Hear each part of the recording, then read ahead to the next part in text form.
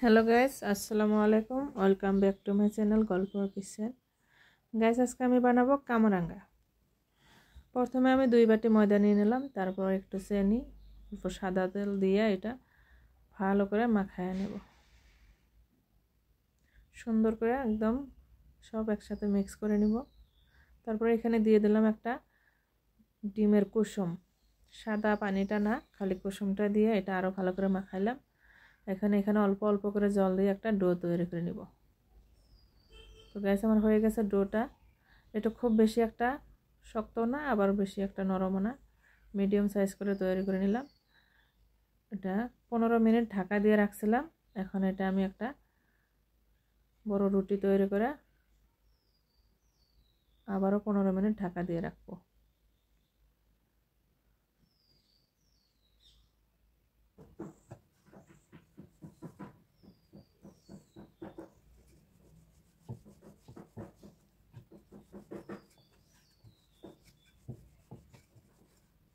হয়ে গেছে গাইস, রুটিটা এখন আমি ভাজ করব। এরকম করে 2 ভাজ করে দেব। তারপরে মাঝে অল্প ময়দা দিয়ে এটা আর একটা ভাজ করে নেব।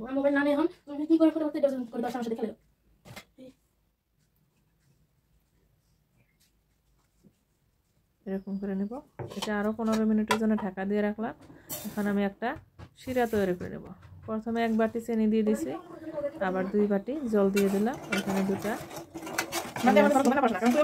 দিয়ে দিছি।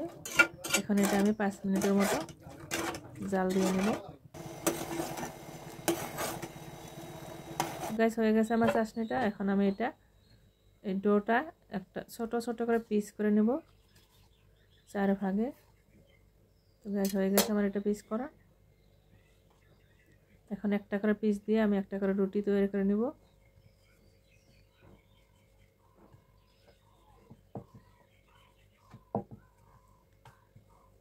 এটা আবারও আমি 2 ভাঁজ করে নেব।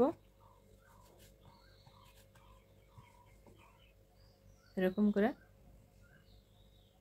সমান সমান করে 2 ভাঁজ করে এটা আমি একটা রুটি তৈরি করে নেব।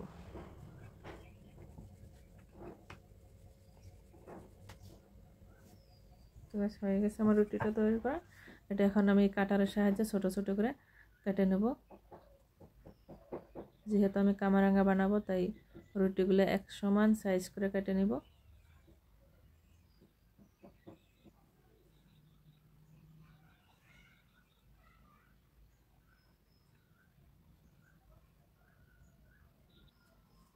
আমি আরও একটা পিস নিয়ে নিলাম।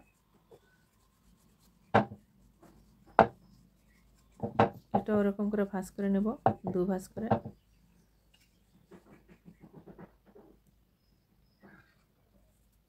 মাঝে একটু ময়দা দিয়ে দিবেন গাইস, নাহলে এটা জোড়া লেগে যাবে।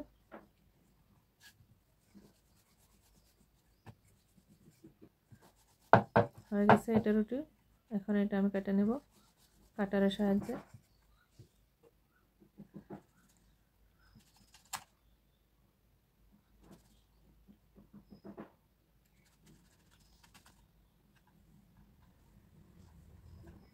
এরকম করে আমি সব কটা রুটি বানিয়ে নিলাম।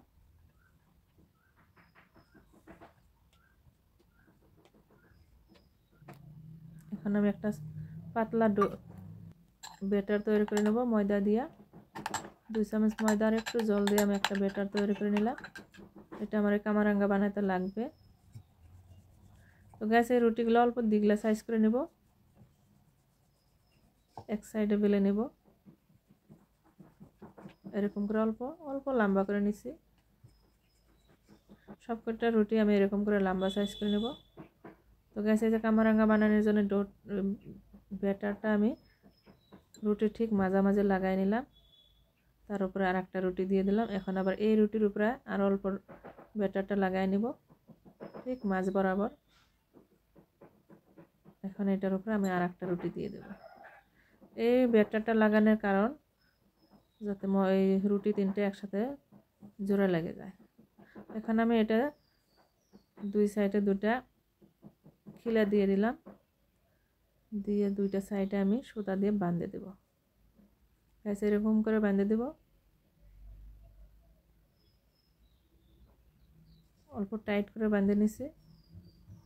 এরকম করে আমি সবকটা রুটির কামরাঙ্গা সাইজ দিয়ে বাঁধে নেব।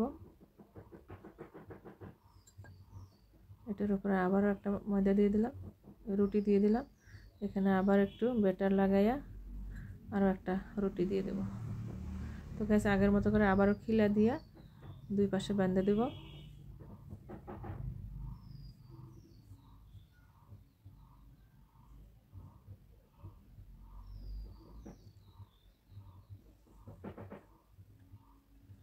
দুই পাশে অল্প টাইট করে বেঁধে দিব। এখানে বাড়তি সুতাটা আমি কেসির সাহায্যে কেটে দেব। তো গাইস আমি সব কয়টা রুটি এরকম করে বেঁধে নেব।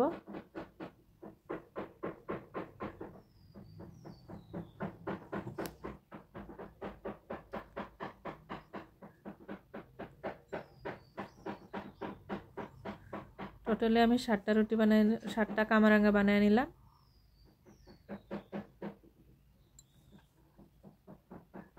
হয়ে গেছে আমার কামরাঙ্গা বানানি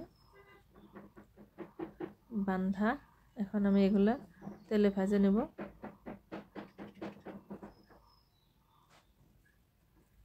গাইস আপনারা মনে করেন এটা খুব ভালো করে টাইট করে বাঁধে নেবেন, নাহলে এটা জোড়া লাগবে না। বাড়তি অংশটা আমি এখন কেসের সাহায্যে কেটে নেব, সুতার বাড়তি অংশটা। হয়ে গেছে আমার কামরাঙ্গার বান্ধা। এগুলো এখন আমি তেলে ভেজে নেব। কি সুন্দর হয়েছে দেখেন গাইস। এরকম করে আমি একটা একটা করে দিয়া তেলের মধ্যে ভেজে নেব।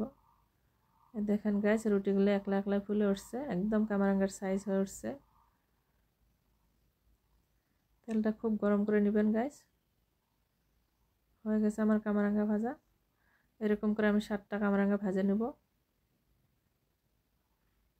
তো গাইস আমার এই কামরাঙ্গা বানানোর প্রসেসটা আপনাদের যদি ভালো লাগে আমার চ্যানেলটাকে সাবস্ক্রাইব করবেন, লাইক কমেন্ট শেয়ার করবেন, আমার সাথে থাকবেন। আপনারা সুস্থ থাকবেন।